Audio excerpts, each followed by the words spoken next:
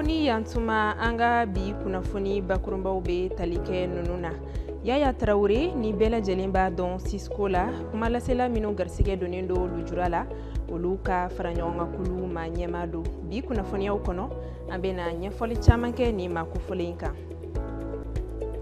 Charbon kelendo fenye malden chama bi magonye mina hal na ya soro kololo chama ulube ala soni ambena nyefolike o kololola. Ninunde bi kunafoni nyeblawye dore bina faraminuka ninga bela jelen walawalawye ka beni bi do kinafoni yawye ayo bisimila. Nyogondeme kaloni den kerefe keleli tako mugani konontona o baraw damnena taratadon Maison des Aînés la Bamako. Femi ministri minka baranye shinindo Kenya Koma anyamaya tumbe au secrétaire général bolo. Nyina dogokun folo la Femi Mwokorobawye bara chaman taraka nyeshi oluma. Abara ukurumu karli keneka anga kunafondila Aisataba aleni Musa Nyang tumbe ino. Octobre kalo ye ɲɔgɔn dɛmɛ ani kɛrɛfɛden kɛlɛli kalo ye jamana kɔnɔ. Ɲinanta baaraw daminɛna kunungo Octobre kalo tile fɔlɔ Bamakɔ. A dɔgɔkun fɔlɔ o baaraw bɛnnen do maaw dɛmɛli ma jizo ye tiɲɛni do maa minnu kun. Dɔw bɔnɛnu nina an b'a fɔ Ala ka hin'u la ka dɔw tiɲɛni do n'u kun kosɛbɛ. Et donc an ko maintenant an bɛ tâche bila kɛ k'a ɲɛsin olu ma pour que réellement ka se k'u dɛmɛ k'a ye k'a fɔ ko degun mun b'u kan o kelen ka degun tɛ maliyɛn bɛɛ ka degun do. Et que gouvernement hakili b'u la donc gouvernement ye a fɔ mɔgɔw ɲɛna sisan an ka ɲɛsin u ma ka se k'u ɲɛji cɛ bi an bɛ degunnen mais comme degun b'ulu yɛrɛ de kan ka se k'u ka degun ku donc o de y'a to an y'a fɔ ɲinan kɛrɛnkɛrɛnnenya la an bɛ an ka solidarité ɲɛsin olu ma kosɛbɛ. Baara in ta ko 29 de ye nin ye Mali kɔnɔna la. Nin dɔgɔkun in denfaya talen do ka di professeur Kanyume Jean Bosco Konare ma.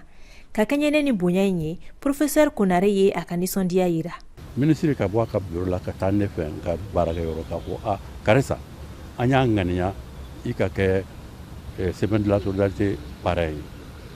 N'o bonya ma maa min fa yala i bɛ fa bilen wa. Taa ka fɛn da fɛn dɔ bɔrɔ kɔnɔ ka di ne ma k'o ye bonyali ye o ye bonya fara bonya kan ye. Donc n'i ko ko maa nisɔndiyalen ko a ka taa sa nunji ma a sa daji b'a sa kasara ye kasara ye. Donc minnu kasara ye minnu sɔrɔ dɛmɛcogo min bɛ an na ka se u ma an k'o kɛ nka kasara nin ma bɔ sanfɛ ka cun an yɛrɛ fana ka kɛ kojuguya b'a la. Yasa k'a ka bonya yira ale ni ka nin kalo in laada lakile ministriso min ka baara bɛnnen do ɲɔgɔn dɛmɛ kow ma ale ye donbolo kɛ kɛnɛ in denfa ye min yɛrɛ kun ye kɛnɛ in maakɔrɔ ye k'aw ladɔnniya k'a fɔ ko nin kalo in baara n'a waleya jamana fantan 4 bɛɛ lajɛlen fɛ. Fɔlɔ maakɔrɔw tun jɔyɔrɔ ka bon kosɛbɛ an ka du kɔnɔna na min yɛrɛ la i b'a ye k'a fɔ denmisɛnninw ka lamɔ o tun kalifalen do u la nka an bɛ don min ko bi jateminɛw y'a yira k'a fɔ ko ni ma kofɔlen ninnu kɛlen do bolo kɔfɛ fɛn ye ka caman faamu o kan Aisataba ale ɲinini dɔw kɛ. An ka maakɔrɔw ye karamɔgɔ ɲumanw ye karamɔgɔ minnu bɛ adamadenya taabolo ɲuman do denmisɛnw kɔrɔ. Jɔyɔrɔba bɛ ni maakɔrɔ ninnu na du kɔnɔ hali k'a dan du basigi ma o man ka kɛ bolo kɔfɛ fɛn ye fewu. Nka an bɛ waati min na i ko sisan lakɔlɔsiw ye a yira k'a fɔ k'an ka maakɔrɔw kɛlen do bolo kɔfɛ fɛn ye du caman kɔnɔ bi k'u lamɛnlen tɛ. Wallahi bɛ kuma fɔ n'i bɔra a b'a fɔ cɛkɔrɔba nin ye mɔgɔ tɔɔrɔla de ye i kan ka bila sira ɲuman min kan pour que a ka sini ɲɛnatigɛ hali ne tɛ yen n'a tɛmɛna o sira fɛ a ka ko bɛɛ bɛ nɔgɔya o bɛ lagosi o la bon finalement i bɛ kuma mɔgɔ ye a b'i filɛ comme i tɛ ka kuma i fana bɛ dimi i b'i makun o de kosɔn an ka cɛkɔrɔba caman bɛ yan ni daluyaw sara. Parce que ni i ka mɔgɔw dege ta n'i y'a dege n'a m'a lamɛn i fana i b'a to yen. N'tɛ n'i ye lamɛnni kɛ tɔɔrɔsi bɛ don i la mais e b'a fɔ a ɲɛna k'a k'a kɛ tan a t'a lawaleya a t'i lamɛn a da bɛɛ ka fisa n'i mɔden na o bɛ se ka i nɛni ten musoya nɛni na ten o tɛ ka kuma bila u kunkolo la k'a fɔ ko ladilikan don mɔgɔkɔrɔba caman fana dusu ka bon o fana y'a ladili dabila. An ka seerew ka fɔ la yaasa ka se ka barika sɔrɔ ale ni ka se ka lamɔ ɲuman sɔrɔ ko f'i ka gɛrɛ maakɔrɔw la. Mais sisan denmisɛnnin nɔ wari le bila bonya place la. E kumana i den fɛ i den min lamɛn i mɔden bɛ se k'i lamɛn wa e kumana i muso fɛ i muso min lamɛn est-ce que i buramuso bɛ se k'i lamɛn wa a tɛ se k'i lamɛn o bon wari nin tɛ bonya ye mais sisan i yɛrɛ woloden yɛrɛ i b'a wele dɔrɔn ko karisa taa nin kɛ dɔrɔn o b'a fɔ ko ne bilala cila dɔ la dɛ hali n'a tɛ cila la. O kɔrɔ ko mɔgɔkɔrɔbaw yɛrɛ jɔlen t'u jɔyɔrɔ de la parce que mɔgɔkɔrɔba fana e kan k'a dɔn ne kan ka nin de kɛ man ka nin kɛ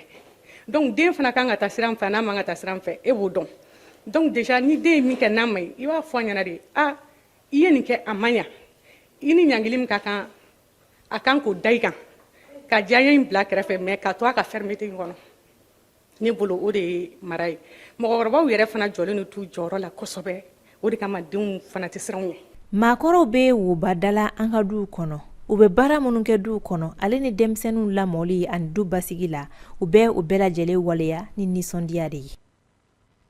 i n'a fɔ an y'a fɔ bakurunbaw la cogo min na Yaya Traoré ni bɛɛ lajɛlen b'a dɔn Cisco la kuma lasela minnu garisɛgɛ donnen do lujura la olu ka fara ɲɔgɔn kan kulu ma ɲɛma do kabini a ka dɔgɔ ala ye nin ma kofɔlen garisɛgɛ do fiɲɛbana la min yɛrɛ ma bali ka ni ka baaraw kɛ ni o bɛ tali kɛ jabaraniso baaraw la Anatu Maiga ale ni Musa Nyang olu bɛ caman fɔ ɲɛna nin ma kofɔlen kan école karamɔgɔya de tun ka di kosɛbɛ Yaya Traoré ye n'an b'ale wele ko Cisco nga a ka o laɲini ma se ka sabati ka da kan ala ye lajarabi bi a kan ni lujura ye min bɛ ɲɛ la a ye furakɛliw caman kɛ yaasa ka se ka yeli kɛ nga a si ma sira sɔrɔ o n'a ta bɛɛ Yaya ma sɔn k'a bolo fila da a sen kan Yaya taara a tɔgɔ sɛbɛn lujuratɔw ka kalanso la kɛrɛnkɛrɛnnenya la minnu tɛ yeli kɛ sisan an bɛ INPS ka relation publique la n'o y'a ka cellule de communication bon sewa min kɔni bɛ na baara in kɔnɔna na o ye sewa belebele parce que a daminɛ na ne tun bɛ fɛ ka kɛ handicapé fɔlɔfɔlɔ ye min kɛra tɔgɔtigi ye ou bien min bɛ communication domaine kɔnɔ o kɔni n y'o laɲini sɔrɔ barisabula an kɛra o ye lujuratɔw bɛɛ lajɛlen na min kɔni communication domaine kɔnɔ min kɛra animateur ye o kɔfɛ sa kun y'a laɲini ka kɛ reporter walima journaliste belebele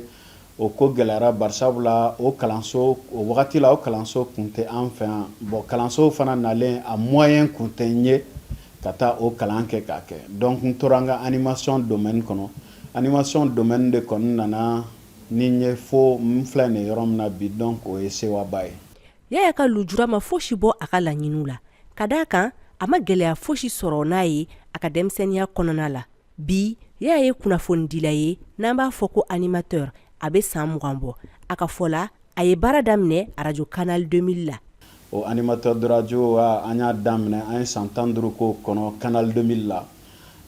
mɔgɔ hakili b'a la canal 2000 c'est trop bon voilà an kun y'o o deuxième promotion ça fait 6 mois que ne ni Yaya bɛ baara kɛ ɲɔgɔn fɛ depuis que an ye baara daminɛ ɲɔgɔn fɛ ne a jateminɛ Yaya ye n baarakɛ ɲɔgɔn cɛsirilen ye problème t'a fɛ kuma bɛɛ a concentrelen don a ka baara la i mana a ɲininka fɛn fɛn la il est toujours prêt kuma bɛɛ a prêtlen don walasa ka i service rendu mɔgɔ tɔw ye an bɛ don min na i ko bi Yaya Traoré ye jɛkulu ɲɛmaa ye lujuratɔw tɔgɔ la kunnafoni di baaraw la o b'a yira k'a fɔ ko lujura man k'a to mɔgɔ k'i sigi k'i bolo fila da i sen kan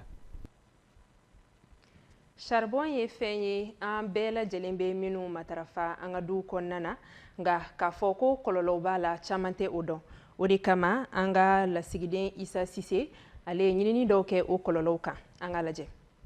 charbon ye fɛn ye baara bɛ kɛ ni fɛn min ye an ka jamana kɔnɔ ka caya surtout an ka gwadon yɔrɔw la musow tɛ se ka baara kɛ a kɔ Marisa Keita ye gwadonmuso ye ale bɛ o sɛbɛntiya ne bɛ baara kɛ charbon na a mɛnna dɛ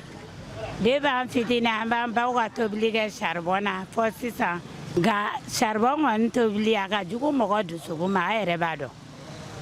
hali lɔgɔ yɛrɛ a si ma ye mɔgɔ ɲɛma nka an b'a kɛ cogo di